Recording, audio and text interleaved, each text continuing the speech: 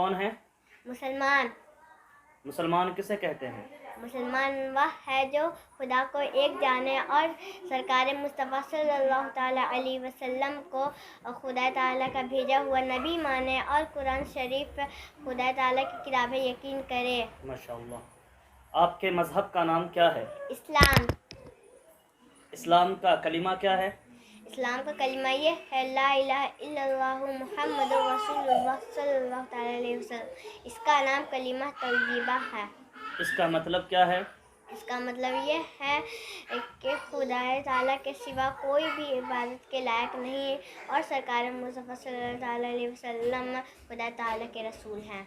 خدا تعالیٰ کسے کہتے ہیں؟ خدا تعالیٰ وہ ہے جس نے ہمیں پیدا کیا، چاند سورج بنایا، زمین آسمان اور ساری دنیا کو پیدا فرمایا۔